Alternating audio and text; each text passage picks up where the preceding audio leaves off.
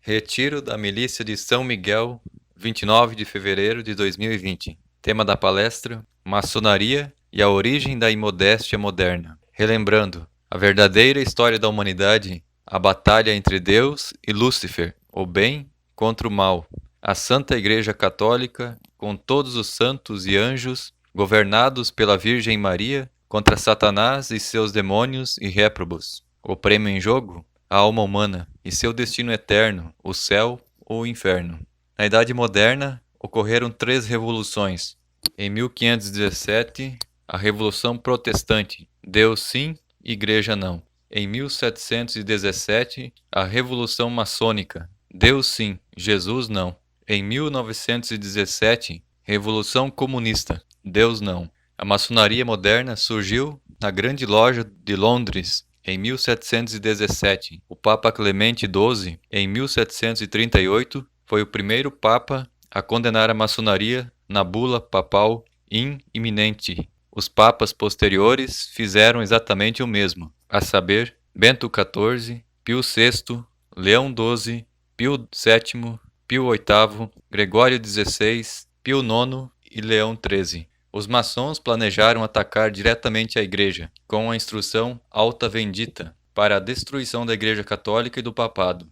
Tais planos caíram nas mãos do Papa Gregório XVI, entre 1820 e 1846, e foram, posteriormente, publicados sob a autoridade de Pio IX e Leão XIII. O manifesto abertamente declara: a nossa intenção final é aquela mesma de Voltaire e da Revolução Francesa, a destruição permanente do catolicismo e até dos seus ideais cristãos. Em seu livro Atanásio e a Igreja do seu Tempo, o bispo Rudolf Glauber citou um maçom que declarou que o objetivo da maçonaria já não é a destruição da Igreja, mas utilizá-la infiltrando-a. Como não pode apagar completamente a Igreja de Cristo, ela planeja não só erradicar a influência do catolicismo na sociedade, mas usar a estrutura da Igreja como um instrumento para promover os princípios maçônicos de renovação, progresso e iluminação.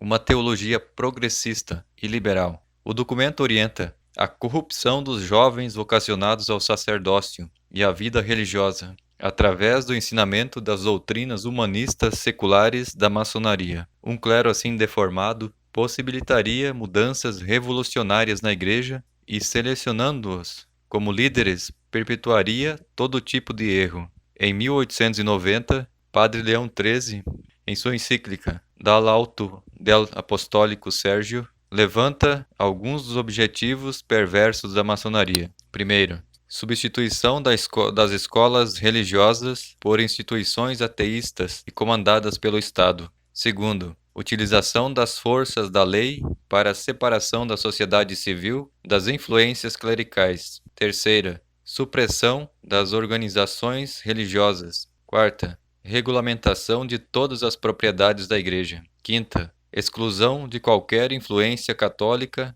das repartições públicas, das universidades, de obras piedosas e hospitais. O Papa Pio XII acredita aos maçons a geração de racionalistas, comunistas e humanistas seculares. Em 1958, Pio XII relatou que a raiz da apostasia moderna está na maçonaria, que é a mãe do ateísmo, do cientificismo, do materialismo dialético, do racionalismo, do iluminismo e do laicismo. Os ataques à Igreja vindos do comunismo são incontáveis. A doutora Alice, em entrevista com o Church Militant, disse como apenas uma comunista, Bella Dodd, ajudou mais de 1000 simpatizantes do comunismo se tornassem ordenados sacerdotes. A missão: subverter a Igreja por dentro. Um destes, um sacerdote e maçom francês, se converteu, revelou quais eram as ordens e o modo como ele iria influenciar mudanças na Igreja.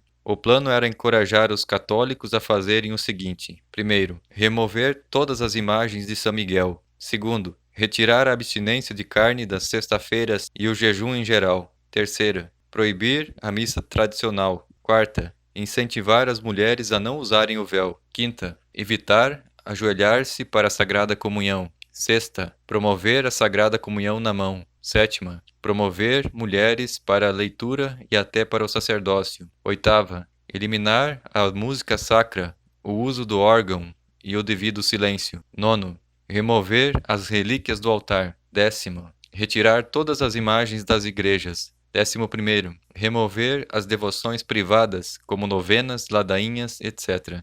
12º, ser tolerante com a homossexualidade dentro do sacerdócio. 13ª, encorajar a presença de ministros extraordinários da comunhão. A fim de destruir o catolicismo, é necessário começar por suprimir a mulher. Mas já que nós não podemos suprimir a mulher, vamos corrompê-las com a igreja. Frases de uma carta. Em uma carta de Vindes para Nubius, nome de guerra de 2 líderes da Alta Vendita, a maior loja da Carbonária italiana, os revolucionários maçons, 9 de agosto de 1838, disseram: a fim de destruir o catolicismo, é necessário começar por suprimir a mulher. Mas já que nós não podemos suprimir a mulher, vamos corrompê-la com a igreja. Os maçons tinham por objetivo se infiltrar nas sacristias, seminários e mosteiros, mas seria necessário algum tempo para os maçons entrarem nas instituições católicas. Então, eles tinham outro plano, tinha a ver com as mulheres. Eles planejaram influenciar as tendências da moda e do estilo das mulheres e crianças, começando por envolver seu próprio pessoal na indústria da moda. Foi também o plano Illuminati para formar e controlar a opinião pública através da mídia. Em 1910, o arcebispo de Paris liderou uma campanha contra a moda das mulheres sem recato. Em 1915, a Igreja lançou uma diretiva pastoral geral afirmando que as mulheres devem se vestir decentemente na missa e que o padre pode recusar-lhes a entrada na igreja se elas não estiverem vestidas adequadamente. Em 1917, Nossa Senhora de Fátima apareceu a 3 crianças em Portugal. A beata Jacinta Marto disse que mais almas vão para o inferno por causa dos pecados da carne do que por qualquer outra razão. Nossa Senhora de Fátima também disse que seriam introduzidas certas modas que ofenderiam muito Nosso Senhor. Jacinta comentou que as pessoas que servem a Deus não devem seguir as tendências da moda atual, e que a igreja não tem modas, e que Nosso Senhor é sempre o mesmo. E em 1920, as calças apareceram nas passarelas da moda de Paris. Logo após a Primeira Guerra Mundial, a Revolução Maçônica na moda feminina acontece com maior força. Acompanhe no trecho do vídeo a seguir. Bebiam, fumavam, dirigiam, falavam de sexo e se divertiam com homens, coisas que a mulher tradicional jamais faria. O jeito de vestir e portar, inspirado por atrizes de Hollywood como Louise Brooks, ícone dos anos 1920, se tornou um padrão a ser seguido. As flappers dançavam Charleston, e isso era muito competitivo na época. Elas moviam os braços e se agitavam graciosamente enquanto dançavam. Eram movimentos intensos e nessas danças era inevitável mostrar as pernas além do limite aceitável pelos mais tradicionais. Coco Chanel foi referência pesada para as pessoas da época. Foi ela a responsável pelo novo estilo de roupas, cortes de cabelo e o perfume mais vendido do mundo. Logo no início, ela já despontava como uma estilista promissora, mas o que levou sua carreira para outro patamar foi sua inovação no estilo feminino. Isso porque ela começou a desenhar roupas mais confortáveis, incluindo peças emprestadas do guarda-roupa masculino. Inclusive, foi ela quem inventou as calças femininas. Em 1921, o Papa Bento XV expressou seu choque por causa das mulheres que abraçaram as tendências da moda atual e estilos de dança. Pela primeira vez na história, as mulheres refinadas foram vistas vestidas mangas acima dos cotovelos e bainhas que rastejavam acima do joelho. Mas, em suas publicações de 1928, os maçons tinham revelado o seu motivo e plano. Abre aspas. A religião não tem a ponta da adaga, mas pode desaparecer sob a corrupção. Não vamos nos cansar de corrupção. Nós podemos usar um pretexto, como o desporto, a higiene, os recursos da saúde. É necessário corromper que nossos meninos e meninas pratiquem o nudismo no vestuário. Para evitar muita reação, se teria que avançar de forma metódica. Primeiro, despir-se até os cotovelos, e depois até os joelhos. Depois, braços e pernas completamente descobertos. Mais tarde, a parte superior do tórax os ombros, etc. Texto da Internacional Revista Maçonaria Livre, 1928. Em 1928, foi também o início da cruzada do Papa Pio XI pela modéstia, com uma carta ao bispo da Itália, e foi dirigida principalmente às escolas administradas pelas irmãs religiosas. Em 1930, a Sagrada Congregação do Concílio, Congregação para o Clero, por despacho do Papa Pio XI,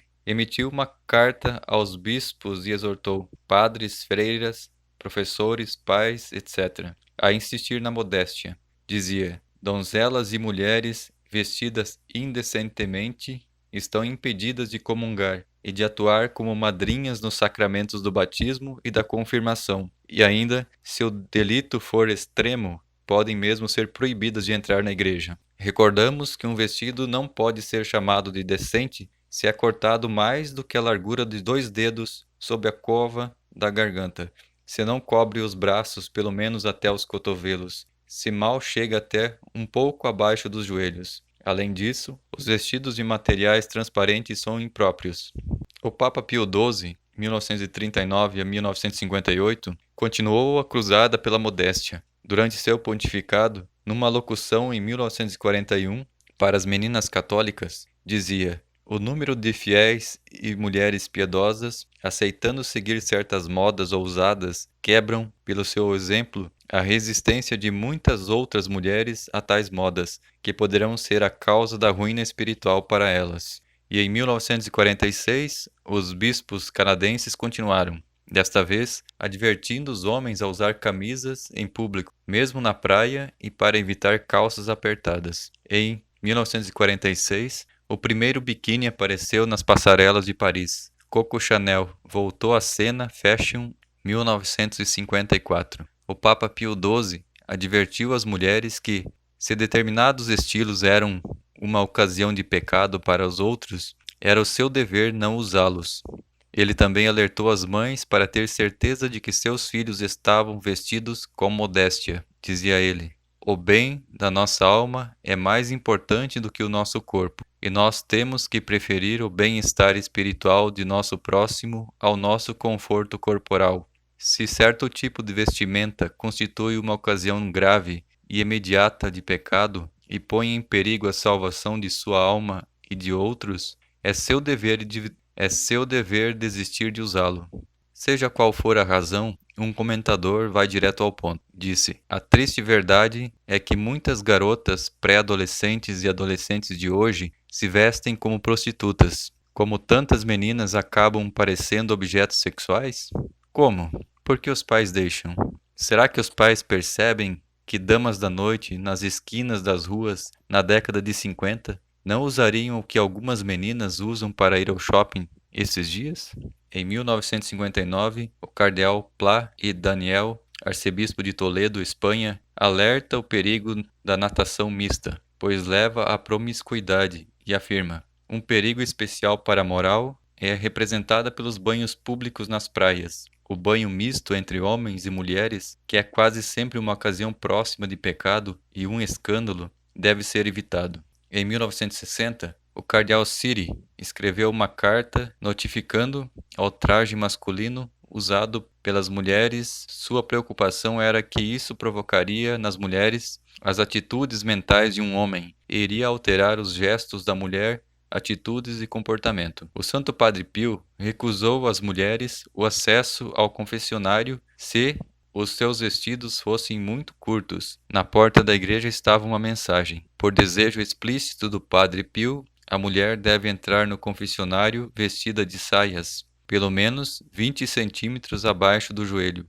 É proibido emprestar um vestido longo na igreja para usá-lo no confessionário. Mais recentemente, o Catecismo da Igreja Católica tinha uma série de coisas a dizer sobre a modéstia, no vestir e no comportamento. Essas passagens são as mais pertinentes. Abre aspas. A pureza exige o pudor, uma parte integrante da temperança. O pudor preserva a intimidade da pessoa. Significa recusar-se a revelar o que deveria permanecer oculto. É ordenada para a castidade, cuja sensibilidade é testemunho. Ele orienta como se olha para os outros e se comporta em relação a eles, em conformidade com a dignidade das pessoas e a sua solidariedade. O pudor protege o mistério das pessoas e do seu amor. A modéstia é decência, inspira a escolha da roupa. O pudor inspira um modo de vida que torna possível resistir às seduções da moda e das ideologias dominantes. As formas tomadas pelo pudor variam de uma cultura para outra. Em toda parte,